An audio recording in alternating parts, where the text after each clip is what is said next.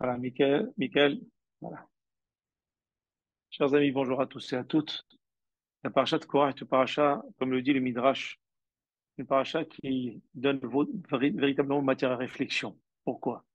Parce que lorsqu'on prend le premier verbe, je vais aller très vite parce que j'ai pas le temps de développer, donc on va essayer d'aller assez vite et donner des notions assez importantes de ce que revêt cette paracha.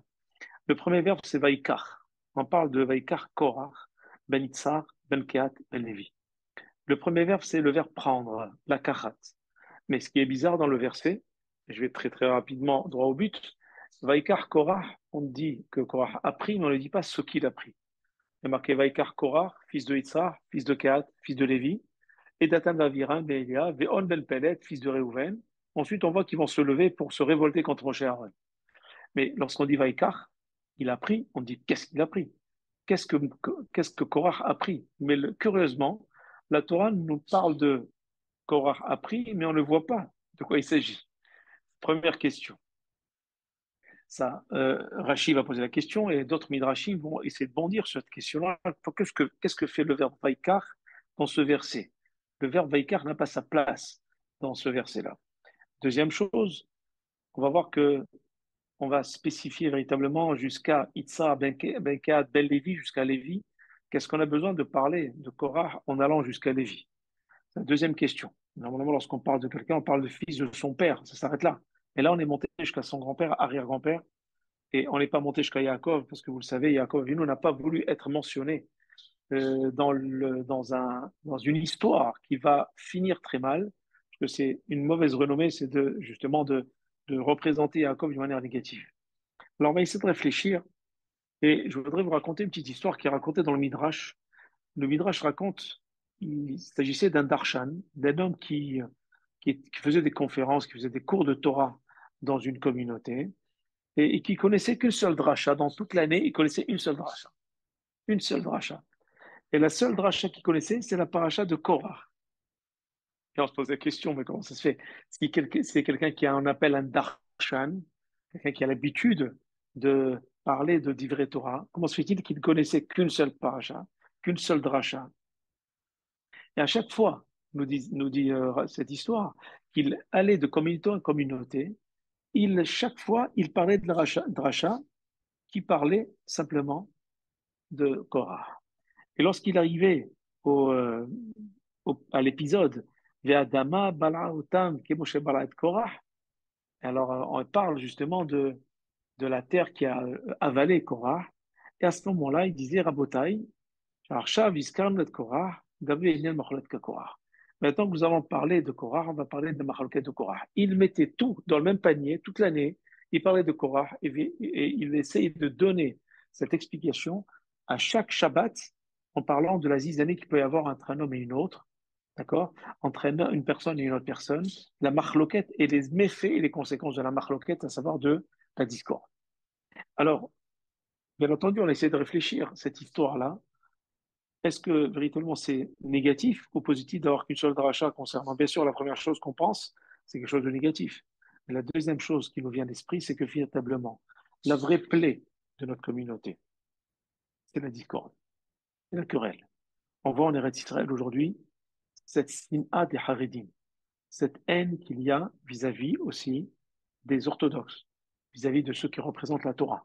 Parce qu'ils sont un danger pour les personnes qui ne sont pas dans la Torah, alors qu'ils devraient au contraire être appréciés, être respectés, parce qu'ils apportent la Kedusha en Eretz Israël, ils apportent aussi un peu de Torah en Eretz Israël, et ils apportent aussi ce qu'on appelle la Havat Israël, les mitzvot, ils apportent aussi une certaine émulation à ceux qui voudraient aussi euh, aller vers cette Torah-là.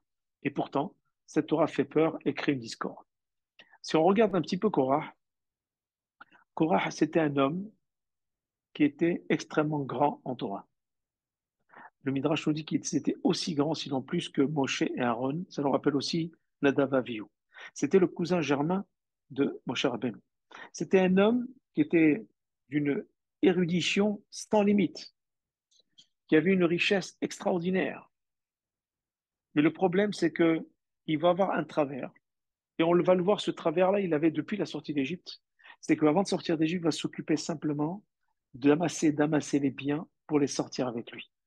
Le Midrash nous dit qu'il y avait 250 ânes qui portaient simplement les clés de ces coffres. 250 ânes qui portaient les clés de ces coffres. Pour montrer combien il donnait d'importance à sa richesse. Mais il restait dans la Torah quand même. Mais lorsqu'on est dans une certaine richesse, malheureusement, et qu'on focalise là-dessus, à un moment ou à un autre,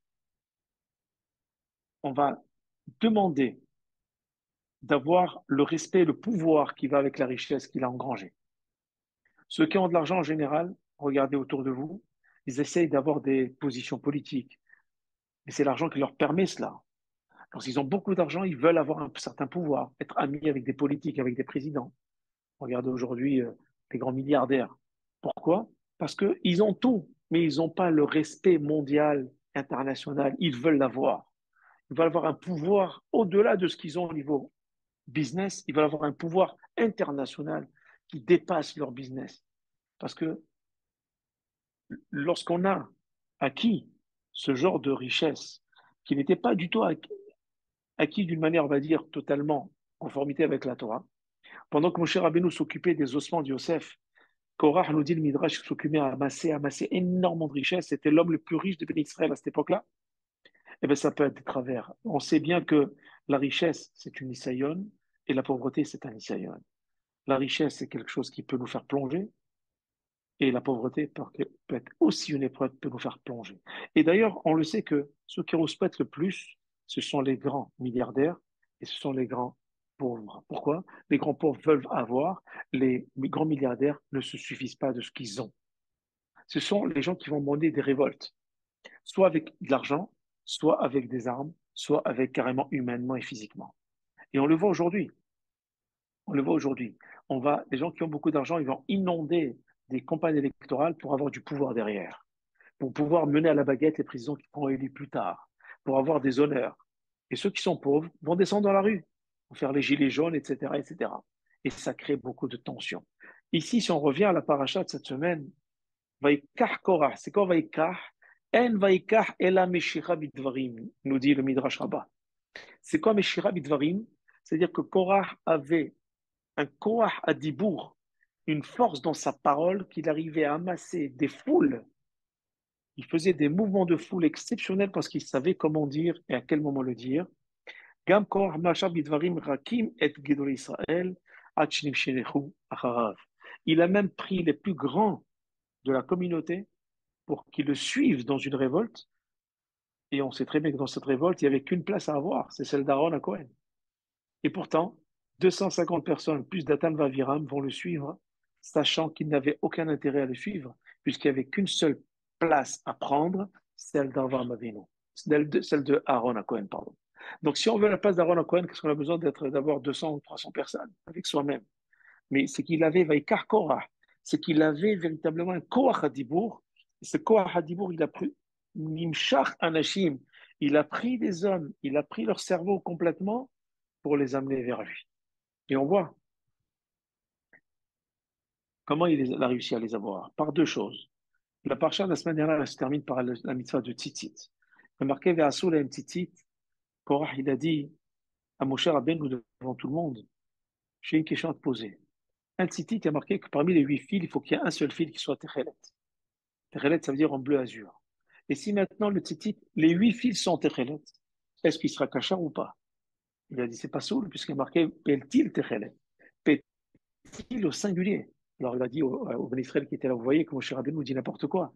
Si déjà un Pétil Techelet, il rend cachère, est-ce que les 8 Pétil Techelet ne vont pas rendre cachère? C'est sûr que oui. Ça veut dire que Moshe ment. Alors il a continué en disant, la mezouza, si j'ai une chambre dans laquelle il n'y a que des livres de Torah, est-ce que cette chambre, elle nécessite une mezouza ou c'est pas la peine? Puisqu'il y a des milliers de livres de Torah à l'intérieur de la chambre n'a pas besoin de mezouza puisqu'elle est remplie de Torah. Il a dit oui, il faut une mezouza. Alors il a dit, regardez, si déjà une mezouza qui a juste une petite partie de la Torah, Ve'afta et Hashem Elohecha, il n'y a que ça. Il y a Shema Israël et Ve'afta. À plus forte raison, une chambre dans laquelle il y a toute la Torah entière avec les livres qui y a à l'intérieur. Est-ce qu'on a besoin de mezouza? Normalement, non. Et Moshe nous dit oui. Vous voyez que Moshe Rabbeinu dit n'importe quoi. Et à travers ces Mishira Bidvarim, à travers ces mots il a réussi à amadouer des grands de Torah, des rachets, des têtes de la communauté, pour les amener vers sa révolte. Et mis à part cela, le peuple d'Israël n'a pas réagi. Toute l'assemblée était là. Elle était en train d'écouter. Et personne n'a réagi. Qui ne dit mot, consent. On dit bien kshtika keoda. Quelqu'un qui sautait, c'est comme s'il était d'accord. Et on voit ici aussi que le Kliyakar explique bien, d'une manière très claire. Mais il y a marqué Vaikar Korah. Il n'y a pas marqué Vaikrou. On aurait dû écrire Vaikrou, puisqu'ils étaient plusieurs. On aurait dû dire ça au pluriel. Ils étaient 250, plus les Datan Vaviram, c'est 252, plus Korah, ça fait 253. Pourtant, on dit Vaikar. Il n'y a pas marqué Vaikrou, Korah, Datan Vaviram. Il y a marqué Vaikar, Belachon Yachid, au singulier. Qu'est-ce qu'on voit là? Shehem Atzmam, Loyou Da'otehem, Shavot. Et ça, c'est extraordinaire, c'est le Yarod Vash qui dit ça. Il dit que déjà, ensemble, à l'intérieur de ce mouvement, ils n'étaient pas d'accord. Parce que s'ils étaient d'accord, on aurait dû dire Vaikar Korah, Datan Vaviram, Virolaïda. On aurait dit Vaikar au singulier en associant plusieurs hommes. On peut le dire en hébreu, c'est possible. Mais là, il y a marqué Vaikar Korah tout seul. On ne dit pas Datan Vaviram, Ben Eliab. On ne dit pas l'assemblée. On dit que Korah. Parce qu'il y a que Korah qui était d'accord avec ce qu'il disait. Mais au sein de l'assemblée qui était avec lui, il n'était pas totalement d'accord. D'ailleurs, le Pirkei Avot nous dit Ezo machloket shei leshem shamayim, zot machloket bet shamay vet Hillel. Quelle est la machloket qui est des Shem Shamaim pour construire quelque chose, pour faire avancer véritablement la Torah aux yeux de la communauté? C'est la machloket de Beth Shammai et Beth Hillel. Beth Shammai et Beth Hillel, vous savez que dans la Mishnah et dans la Gemara, ça fait avancer énormément. C'est des machlokot qui ont donné naissance plus tard à des psakdim. Et jusqu'à aujourd'hui, on a profité de cette rhétorique de Beth Shammai et Beth Hillel pour apporter un éclairage à la halakha, plus tard, qui a été statué dans Shulchan Aruch. Alors que la marloquette Korach vechonadato, c'est une marloquette qui est lo leshem shamaim. Et d'ailleurs, c'est pour ça que la Mishnah nous dit Korach vechonadato. Il n'y a pas marqué Korach ve'adato. Korach vechonadato. C'est-à-dire que Korach d'un côté et Choladato de l'autre n'étaient pas d'accord. Il y avait un conflit d'idées entre eux déjà. Ils ne pouvaient pas se voir entre eux. Il y avait une signe entre eux. Mais étant donné que Vaikar Korach, il avait Korach à Dibourg, de pouvoir associer malgré tout des gens qui étaient opposés à ce qu'il voulait, les associer à lui, parce qu'il avait ce Korach à Dibourg, cette force de la parole, qu'il a mis dans le mauvais chemin, qu'il m'a mis dans un chemin opposé à ce qu'il devait faire. Alors que Moshe Rabbeinu, c'est l'opposé de Korach V'Choladato. Moshe Rabbeinu, c'était Korach à Dibourg, mais dans le sens de ramener les Bénis Israël à Kadosh Baruch. Regardez ce que la parole peut faire. Et on l'a vu dans la paracha de la semaine dernière. On l'a vu dans la paracha de la semaine d'avant. C'est le point commun qui est entre ces parachutes que nous lisons en ce moment. Et c'est pas un hasard si nous allons vers Shiva Asar Tammuz. Nous allons vers le 17 Tammuz, au fur et à mesure crescendo. Et vers Tisha B'Av, parce que c'est à cause de la Sinat Rinan que nous avons eu tout cela. La destruction du premier et du deuxième temple. La Sinat Rinan, elle vient à partir de quoi? À partir d'un machloket. À partir de la bouche, de la discorde, des conflits. Parce qu'on a un intérêt personnel, mais on cherche simplement notre intérêt personnel. Peu importe les conséquences sur la collectivité, ce qui compte, c'est moi d'abord, ma place à moi. Mais il n'y a qu'une seule place. Pourquoi tu es en train d'essayer de détruire cette cohésion que mon cher Rabbeinu et Aaron à Cohen essayent de créer? Aaron en faisant Oref Shalom vers Odef Shalom, mon cher Rabbeinu en enseignant la Torah. Quand tu viens, tu casses. Pourquoi? Parce que tu as un intérêt personnel. Tu remets en cause tout cela. Pourquoi? Pour le kavod. Simplement, il faut savoir que ce conflit est arrivé à cause de qui? Vous parlez aussi de la femme de Korah et la femme de On Ben Pellet. C'est la vidéo que j'ai envoyée hier. Ces deux femmes, une c'était pour Livnot Bait Ne'eman et l'autre c'est la Haros. Comme le dit le traité de le Pérec de Michelet dans le sixième chapitre, il y a marqué Shlomo Amelech, il dit Isha bona, Isha oreset. Une femme est construite, une femme est détruite. La femme qui construit, c'est la femme de On Ben Pellet, qui a dit à son mari, qu'est-ce que tu vas aller t'associer à une révolte qui ne t'appartient pas? Elle lui a pas dit que c'était contre l'esprit d'Akadosh Baruch Hu et contre la directive d'Hachem. Elle lui a dit, mais qu'est-ce que tu as gagné? Elle lui a dit, j'ai rien à gagner, je t'ai donné ma parole. Alors qu'est-ce qu'elle a fait? Elle a donné à boire à son mari qui s'est endormi, Lorsqu'ils sont venus le chercher, elle s'est découvert sa tête, parce qu'une femme mariée se couvre la tête, elle s'est découvert sa tête, et ceux qui sont venus la chercher, qui étaient contre la vie d'Akadosh Baruch Hu et contre Moshe Aaron, ont vu une femme découverte, et ils sont partis, ils ne pouvaient pas voir. C'était des tzadikim. Comment un tzadik peut arriver à ce niveau de bassesse et d'aller contre la volonté d'Akadosh Baruch Hu? Donc elle a sauvé son mari de cette manière. Et de l'autre côté, la femme de Korah, depuis le début, depuis des années, nous dit le Midrash, depuis la sortie d'Égypte, depuis que Moshe Rabbeinu a été envoyé en Égypte, elle n'a pas accepté que Moshe soit envoyé par Korah, et par Korah, qui était le cousin germain, qui était une érudition. Elle a dit maintenant qu'il y a une érudition et qu'on a la richesse, on doit avoir le kavod qui va avec. Donc tu dois être nommé à la place d'Aaron à Cohen. Très bien, Moshe, c'est le Navi, mais toi, tu dois prendre la place d'Aaron à Cohen. Et voilà que Korah n'était pas d'accord avec sa femme. Il a dit, c'est la volonté d'Hachem, parce qu'on atteint sadique de base. Mais une femme, à force de répéter, répéter, répéter, l'homme commence à écouter sa femme d'une manière ou d'une autre. Vous savez très bien que ce que femme veut, Dieu veut. Et à ce moment-là, elle a fait plonger, je rentre pas dans les détails, elle a fait plonger son mari, qui est arrivé justement à cette échéance-là, que nous allons lire dans la paracha de cette semaine.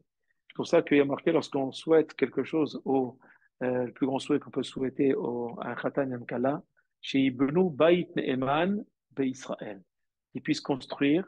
On parle bien de livnot. Livnot, on ne parle pas de vivre heureux, de bonheur, on dit de livnot, construire. La construction se fait aussi avec des hauts et des bas. Elle se construit, des fois on casse des pierres pour essayer de construire quelque chose. Alors en cassant, des fois, c'est pas bien de casser. Comment on casse on a acheté des belles pierres, on va pas les casser. Mais des fois, il faut le casser pour que ça soit bien mis en place et que les pierres soient bien chevauchées, bien comme il faut, de manière à ce que le mur soit bien solide, les fondations bien, etc. Alors on casse, on creuse, des hauts et des bas, mais c'est pour construire. Ça, c'est Beit Ne'eman d'Israël. Ne'eman avec une émouna au sein d'Israël. Mais lorsqu'il y a de l'autre côté la femme de Korah, qui elle simplement, elle a réfléchi avec Kerah. Kerah, ça veut dire d'une manière glaciale, simplement au kavod, et au kavod que devait avoir son mari, elle derrière aussi indirectement. À ce moment-là, malheureusement, c'est lo leshem shamaim. Personne ne peut être d'accord avec ça. Même ceux qui ont été avec lui n'étaient pas d'accord, nous dit la Mishnah. Mais ils sont rentrés avec lui parce qu'il avait Koah Hadibour. Il faut faire très très attention aujourd'hui à ceux qui ont la force dans leur langue.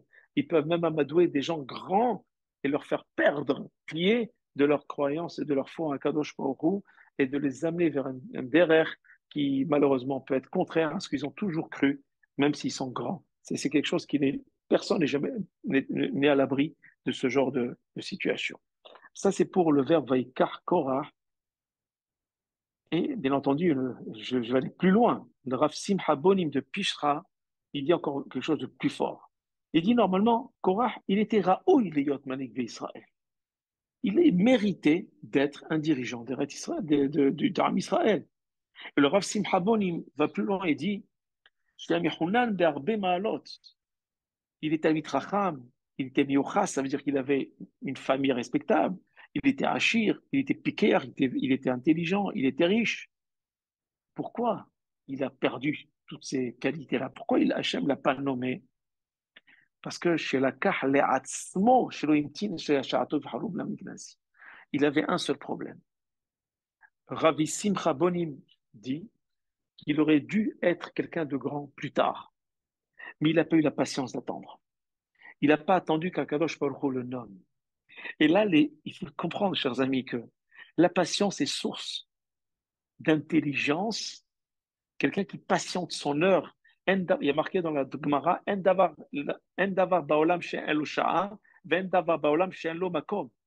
n'y a pas une chose dans le monde qui n'a pas son temps, il n'y a pas une chose dans le monde qui n'a pas sa place.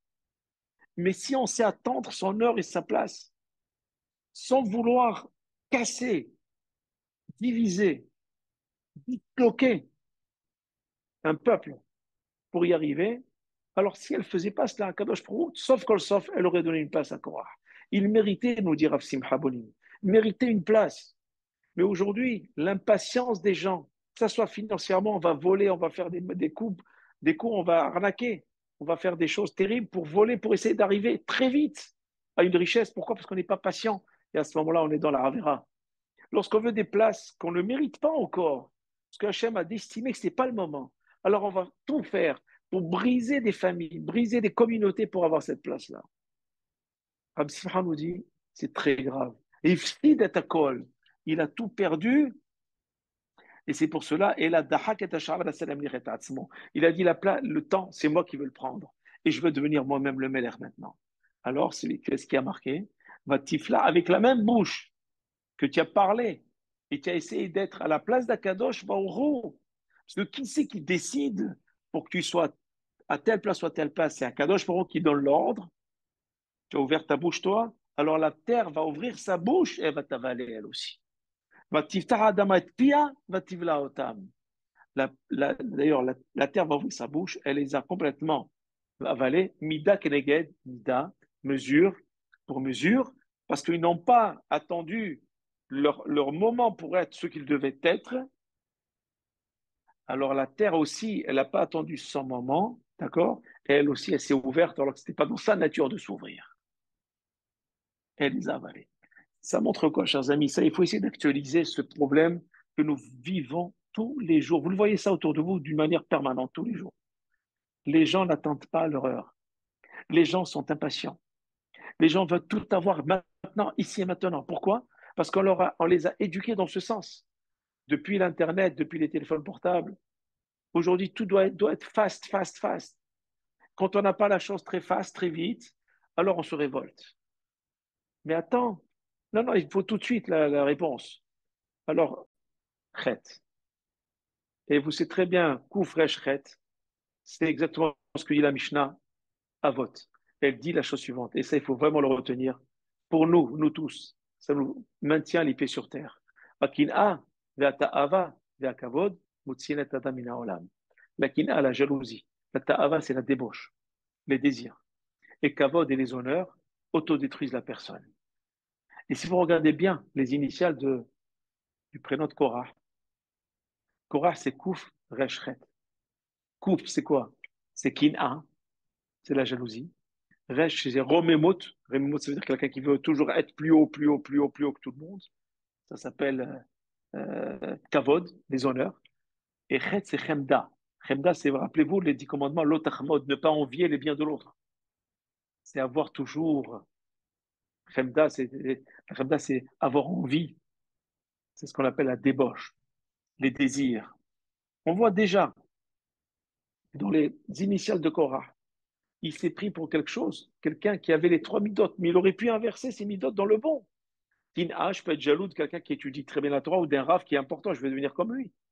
Je peux avoir ce qu'on appelle ta'ava, l'envie, le désir d'avancer dans la Torah, d'étudier, le désir d'avoir de belles tables de Shabbat, le désir d'avoir un beau costume pour Shabbat, pour aller à la synagogue, le désir de pouvoir toujours avoir de plus belles choses pour Shabbat à la maison, pour Yom Tov, le désir d'écouter des beaux shiurim. Et il y a aussi kavod, les honneurs. C'est quoi les honneurs? C'est donner du kavod à Kadosh Baruch Hu. Donner du kavod aussi à la Torah. Mais il a pris tous ces 3 midotes-là que Mishnah Avot nous dit, il les a transformés pour son bien personnel. Voilà pourquoi, chers amis, il est, il est très important de retenir 3 choses de ce que je viens de dire. 3 choses. La première chose, c'est que les pauvres et les riches sont les gens qui rouspètent le plus. Parce que le pauvre, il n'a pas, il veut. Le riche, il veut plus. Mais c'est qu'il a, il est déjà blasé, donc il veut maintenant le kavod international. Je l'ai expliqué tout à l'heure. Deuxièmement, Vaikar, c'est quoi? C'est il s'est pris, il s'est pris une personnalité qu'il n'avait pas. Il s'est donné un titre qu'il n'avait pas, qu'Hachem ne lui a pas donné. Vaikar, il a pris tout seul.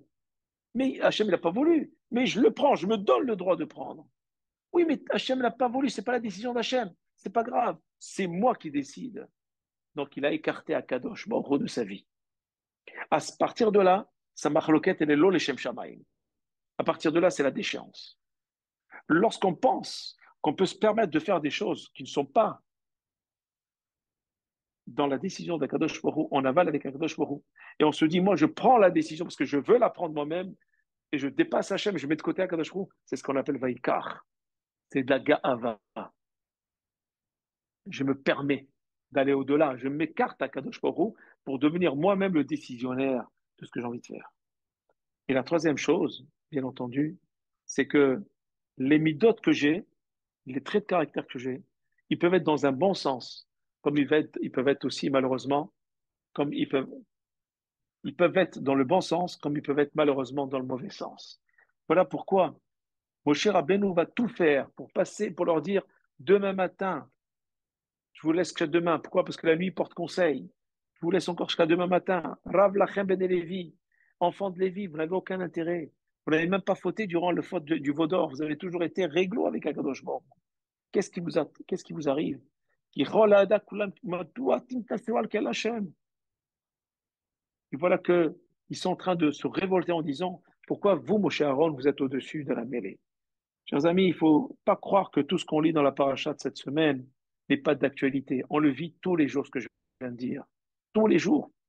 Lorsque Moshe Rabbeinu a vu que même Datan et Aviram ont renié le Olam Abba et Triat Ametim, la résurrection des morts, en disant l'Ona allait, on ne veut pas monter. Alors, Vaishma Moshe, Vaipol Alpanav. Moshe a entendu et il est tombé face contre terre. Et le Midrash pose la question, mais Aaron, il était où? Puisqu'Aaron, c'est lui l'objet de la révolte. Étant donné, la Gemara répond, étant donné qu'il était Noga Badavar, il ne pouvait pas intervenir parce qu'il était partie prenante. Quand on est partie prenante et qu'on malheureusement, on agit contre, on dit oui, justement, comme il est partie prenante, il se venge. Mais mon cher Abénou, comme il n'était pas partie prenante, c'est lui qui va agir, justement. Il va agir de telle manière à dire, la première fois qu'on voit Moshe Rabbeinu demander la mort de ceux qui fautent, même pour les Méragilim, c'est Hachem qui les a tués, il n'a pas demandé leur mort. Il a prié, il n'a pas demandé leur mort. Mais là, il va demander, il va prendre l'initiative de dire, si la terre s'ouvre et les avale, ça veut dire que je dis vrai. Si elle s'ouvre pas, ça veut dire que je dis pas vrai. Il s'est avancé. Hachem lui a dit, mais comment tu peux t'avancer? Tu n'as pas mon aval. Tu t'es mis en danger. Imagine-toi, je ne vais pas ce que tu dis. Ils vont dire, tu es un menteur. Et à ce moment-là, il chibou Hachem. Mais Akadosh Baruch Hu, il va faire exactement ce que Moshe va dire. Il va ouvrir la bouche de la terre. Elle va avaler Korah, sa famille. Ses enfants vont faire tchouva la dernière minute. Et d'ailleurs, sa descendance va continuer à travers ses enfants qui vont faire tchouva. Dataviram et les 250 personnes qui avaient allumé la kétorette. Et on sait que celui qui allume les encens, il est condamné à mort si ce n'est pas le Kohen Gadol. Ça veut dire que finalement, le Koach Hadibour, chers amis, la force de la parole, elle peut être dans un sens comme dans un autre. Faites attention aux gens qui vous chantent des mélodies contre la Torah. Ce sont des sirènes, mauvais augure. On les appelle ça des faux prophètes, des via sheker. Aujourd'hui, c'est toujours d'actualité. Alors, ils se déguisent en n'importe quoi aujourd'hui et ils prennent la parole en disant que, et ils parlent bien en plus, en vous amenant des références, en essayant de vous épater. C'est très dangereux. Ce sont des coureurs potentiels, malheureusement. Ce quoi hadibour-là, il peut être dans ce sens. Et si on a des rabbinim qui ont ce quoi hadibour, il fallait surtout dans ce sens-là, qui ont la force de la parole, mais dans le sens de la Torah. Et c'est là où il faut aller, c'est dans ce chemin qu'il faut converger, parce que la fin de ceux qui, qui disent des choses mensongères sur la Torah et qui se révoltent contre Hachem, et ceux qui représentent Hachem dans ce monde des rabbinim, alors, de cette bouche-là qui a parlé, il y aura une bouche qui va s'ouvrir pour les avaler aussi, d'une manière ou d'une autre. Mais ils disparaîtront justement ce qu'on appelle de écrans et de l'importance des yeux des gens pour laisser la place simplement aux tzadikim. Alors, Bezat Hachem, que nous puissions continuer encore à jamais à de ces, euh, dévier de ce chemin-là, continue sur ce chemin-là, et n'oublions pas surtout que c'est la voie d'Akadosh Baruch qui prime, c'est la volonté d'Hachem qu'on doit suivre. Et si on est dans ce sens, d'Hachem, au bout, il y aura la bracha. Et si on a une place à tenir dans ce monde, si on a une échéance à avoir dans ce monde, si on a une importance à avoir dans ce monde, c'est Hachem qui nous l'offrira. Elle viendra d'une manière naturelle et d'une manière totalement euh, adéquate avec l'esprit d'Akadosh Baruch, l'esprit de la Torah, Hachem. Mais à nous de faire notre chemin et à Akadosh Baruch de bénir notre parcours et de nous diriger et de nous driver. Et il a envoyé des rabbinim aujourd'hui exceptionnels, des tzadikim, qui ont ce corps Hadibour pour nous aider dans ce sens à tous, dans le chemin de la Torah et des mitzvot, de l'équilibre, de la santé et de la sérénité, pour nous, nos familles et tous nos fidèles et tout l'armée Israël et toutes les nations qui veulent écouter la parole d'Akadosh Baruch Hu sont invités à avancer et à évoluer dans ce sens. Shabbat Shalom Mevorach, et qu'Hachem vous bénisse, vous protège, Bezat Hachem. Voilà, donc, Malatan, Shabbat Shalom, David. Shabbat Shalom, Laura. Shabbat Shalom. Shabbat Shalom, Toda Rav. Laura. Et que ce Toda. Shabbat soit un Shabbat pour nous de prise de Shabbat conscience Shalom, et Rav. de remise en question et de repartir de l'avant, que ça nous serve de leçon pour nous renforcer dans notre chemin, Bezrat Mm. Hashem. Shabbat Merci, Shalom, merci. Laura. Shabbat Shabbat Shalom, Shalom. Laura. Merci. Et on se voit dans Shabbat les vidéos de toute Shalom. la semaine, Bezrat Hashem. Shabbat Shalom. Bonne santé à vous. Au revoir. Au Toda. revoir. Shabbat Shalom. Amen.